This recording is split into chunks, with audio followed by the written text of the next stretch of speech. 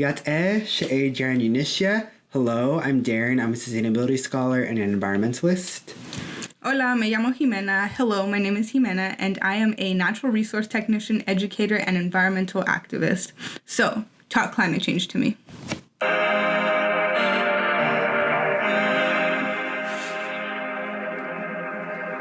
If everyone in the world lived the way people do in the United States, it would take 5 Earths to provide enough resources for everyone. So, Talk Climate Change to Me is a podcast about the systematic issues behind climate change. So we'll be talking about studies, research, and statistics involving climate change, but breaking down the barriers between scientific language and everyday people. Scientific language is difficult to communicate to the general public because, for example, the scientific name for sunflower is Helianthus anus, and that's not really common knowledge, so this podcast will be the bridge where the two worlds collide. So let's talk about the Anthropocene. So for those of you who don't know, the Anthropocene is the current geological time period where humans have been like the main influence on climate and the environment. And so like I'm particularly interested in this topic because of the fact that there's this philosophy that humans are like the most important element of existence. Like we think that we are the most important thing in the world and we disregard everything else. And the term for that is anthropocentric, but I usually refer to it as the human superiority complex because that's really what it is. Yeah, it's the difference between ecocentric and egocentric, because ecocentric puts the ecology at the center of the world, and egocentric puts humans at the center of it, and that's not really how it should be. And just the fact that the systematic issues around the world are all based around the fact that humans are put first above all else, above all other creations, is the center of the problem. Exactly. And so like I think the biggest problem is like the fact that humans for such a long time this is definitely because of like Eurocentrism and like colonialism and all that stuff. We'll get into that later. But the fact that humans for such a long time have believed that we are more important than everything else, and we've disregarded the way that we treat the environment, the way that we treat our non-human kin or animals, has really put us in a very, very, very bad position, which I'm sure you all know. Rising sea levels. We are currently in the 6th mass extinction, which we are losing about 1 to 200 species to extinction every single day, which I'm sure like you know much about that. Yeah, and even the CO2 levels that we are experiencing now, present day, are higher than at any other point in time where humans have been on the planet. So yeah, while people can make arguments that CO2 levels have been high before, they've never been this high while humans have been on the planet. And that's like super, super alarming, and majority of people don't know that. And that's like crazy because people really do need to be educated on this, but that's not like, it's not their fault for not knowing about these things because one, like the media doesn't really cover the facts on that, and two, the studies and everything that they do have on it and like the research and the statistics, one, it's very hard to find. Like it's not going to be something you can just find on Twitter. Like you actually have to look for it, and when you do find it, the language is sometimes really hard to understand. Like I'll even admit, like half the stuff I read in my classes, I don't even get it, but like, and I don't even read the whole thing, I just skim through it, which is probably bad, but that's like the point. Like we want people to be able to, we want to provide access to that information to people in a way that they can really understand what exactly is going on, you know? Yeah, because a lot of the science is hidden behind difficult terms and hard to learn phrases where, yeah, you can read it, but it'll take you like maybe 10 times until it actually sinks into your brain. And sometimes you don't want to do that. Like, especially college students, you'll write a paper and be real, you only read the abstract of that one. You only read the abstract of that one paper that you decided to cite. And so here we're going to try to break down and teach you more about those papers that you didn't read, or maybe like those studies that you've questioned before but you never actually like dove through them. So we're going to do the dirty work for you pretty much. And that's like important, so that way you literally don't have to do anything but listen, and that's really what we want to do. And the reason why we decided to talk about the Anthropocene right now is because that's really, even though it seems like such a big topic, it's very, very broad and it's really complex. So within the Anthropocene, there's so many different driving factors. But the main root of it is the fact that humans move more sediment and rock than any other natural process like in the world, which is what pushed us into this geological time period. And that's actually really bad. So yeah, that's actually really why I wanted to talk about it. I didn't know what else I was gonna add. Yeah, like I studied, or one of my classes that I took in college was geomorphology, and we learned about how sediment moves on its own. And it's actually like if you let nature do its things, it's how we get all of those amazing views in nature, and like just sites that we just look at it and we just can't imagine how it came to be, because it wasn't man-made and it just came to be on its own.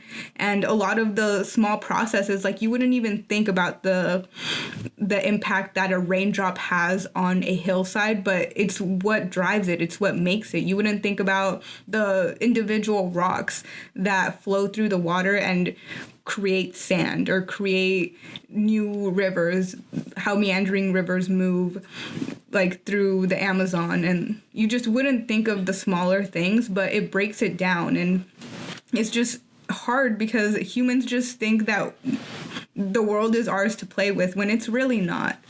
Yeah, it really isn't. Like, we owe more to the earth than the earth owes to us. And what I say a lot is like a lot of climate activism isn't because we're trying to save the planet. It's us trying to save ourselves, because no matter what, the planet is still going to be here. At the end of the day, even if the apocalypse happens, even if this or that happens, nuclear war, whatever, it's not the planet that we're trying to save. It's us. It's humanity. And at the end of the day, not caring about the environment is just hurting ourselves. Yeah, and it's a really, really, really big problem. And I think one of the big things that I don't think people realize is cities are one of like the big driving factors for a lot of this stuff. And we're oblivious to it. You know, I live in a city. We're from big metro areas. Like that's just, it's a thing that happens, and metro areas are going to continue to grow because that's where the jobs are at. That's literally where everything is at. And like, that's not me putting like small town America and small towns all over the world like down, because those are amazing, but people are migrating to bigger cities in such large numbers. And since cities are a really, really big driving factor within climate change and the Anthropocene and everything, it's going to continue to get worse if we don't make the changes that we need to be making. I'm going to school for sustainability and urban planning, and one of the big things that I've noticed is that when it comes to planning out cities and everything, we do it in a way to benefit humans and basically the livable cities. We want to make it to where people are comfortable and all these things, but we completely disregard how it's going to displace animals, how in a way, how we're going to treat the land that we're building on. Because, yeah, there is environmental planning and land use planning, which does regulate those type of things. But it's generally new. Yeah, it's generally new. And so that's like a way to kind of keep that from happening, but even then the laws for that aren't strict enough to where we're still going to degrade the land in ways that we shouldn't be. Yeah, like for example, Portland, I know every city has its pros and cons. No matter the good in a city, you're always going to find bad stuff. But the city of Portland is actually taking steps to create more green, like a more sustainable city, because most of the buildings that they're actually building right now are some sort of LEED certified, whether it's gold, platinum, or silver, I believe. They are, like, a lot of these buildings are made with those standards.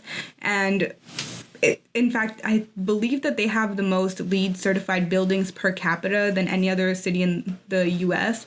And since it is a growing city, that's actually a really good step towards the right direction. And they have a long way to go, but that, along with their public transit system being actually really good and one of the easier to use ones, those types of city planning things are what more cities should be looking towards. And so I think Portland sends a great message to more developing cities on what measures they should take if they care about the environment. No, like really, like in my sustainability classes and my urban planning classes, we always use Portland as a case study, because Portland is actually one of the most sustainable and really, really well, what am I trying to say? I can't even, I get so, like, I start rambling. It's one of the best planned out cities in the country, because of the measures that they take in order to, I guess, conserve the environment and everything, because I mean, Portland's beautiful. Like, if you've been here, like, you know it's pretty. That's why I'm here, because Portland's like amazing. I live in Phoenix, and there's no sales tax. Yeah, there's no sales tax, which is cool. And you don't pump your own gas, just saying. Oh, you don't? That's right. I forgot. You literally just give them your card and you're like, fill, please. That would be so nice in Phoenix, since it's like 1,000,000 degrees in the summer. Like, yeah, you don't even have to get out of your car. You can just imagine. Oh my god, that'd be so nice in Phoenix. I'm over here complaining about Phoenix. Oh, I actually want to talk about this. So one of the things that I really wanted to talk about was in my advanced concepts and integrative approaches for sustainability class. I go to Arizona State, by the way.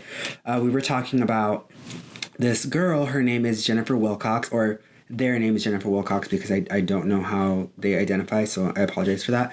But basically, one of the things that I discussed on Twitter, which a lot of people really resonated with them, was the fact that they compared the Amazon rainforest to synthetic rainforests, and so which are artificial trees, which doesn't make any sense at all. And basically, one of the quotes that they said, and right here it says, the Amazon is capable of capturing 1.6 billion tons of CO2 each year.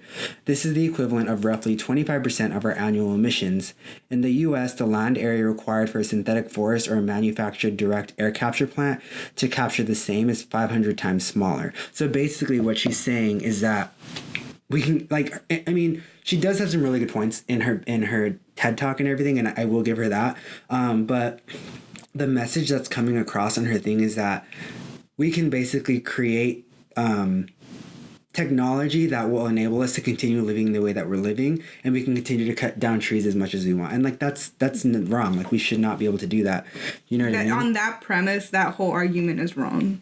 Like, based on the premise that we don't have to switch the way that we're living, that alone makes the rest of the statement wrong. Exactly. And like, another thing that just made her even more problematic is the fact that she put like, if she was writing this in her talk, she said you don't have to build it on arable land, so there's no competition with farmland or food. And that's really problematic, because of the fact that, like, if you look at the United States, and I think in Canada this might be a thing too, but obviously I'm not Canadian, so I don't know. But for those of you who don't know, bison were almost completely eradicated during colonization, because of the fact that they were trying to kill off a food source for many native peoples. And they actually continue to be culled today because of cattle raising for grazing and stuff. And I mean, as we both know, the animal agriculture industry is like one of the leaders in the lead causes of climate change. Yes. The CO2 emissions and the methane emissions from animal agriculture are a very big contributor to climate change. And what people don't understand is that yes, methane, of course, it's terrible. It's actually worse than carbon dioxide. But we have to feed those animals something. So you're cutting down more trees, you're degrading more land to build food just to feed these animals instead of feeding people. And then those animals are in turn like burping out methane, which is like one of the main reasons that they're doing it and that it's so bad is because they're making them eat food that makes them gain more weight rather than food that they should be eating. So like they shouldn't have corn, but we're giving them corn because it's in such high, like we just have so much that we're giving it to them because they gain more weight that way, but it's really bad for their stomachs. So like everything that we're doing with animal agriculture is just like problematic. It's problematic in itself. And like that is literally an entire different discussion, because we can go on and on about that. And like obviously a lot of people are not going to agree with us on this. And like whether you eat meat or not, like the facts are there. Yeah, and reducing your intake does a lot more than just saying like then not doing anything. Yeah, they're not doing anything at all. And like we're not, this conversation right here is not trying to get you to stop eating meat. We're just trying to bring the facts to you so you know exactly what's going on. And another thing, which I think is really funny, I just checked, and Jennifer Wilcox, which is the person who I'm talking about, she blocked me on Twitter. She blocked me because I was critiquing her. I'm like, if Jennifer, if you're listening, which I don't think you are, but if you have these type of viewpoints, you should be prepared for people to critique them, because this is a major issue. And the fact that she blocked me is basically like her being like, whoa, I'm being fact checked. Like, Yeah. I'm not going to do this. And that's Instead of owning up to the critiques of what's going on, you know? And like the other thing that I mentioned in here, and I pulled it up on Twitter because like I don't remember everything, but I just wanted to discuss this because I think it's really important. Basically, where did I put this? So she never mentioned the amount of methane, which you just talked about, released from raising cattle on the farmland that she refers to. And that's very, very important. So she completely ignored that fact, which is kind of giving this false idea that like that's not what's happening. You know what I mean? Mm-hmm. And so it's I don't know. She just comes off like a very problematic person.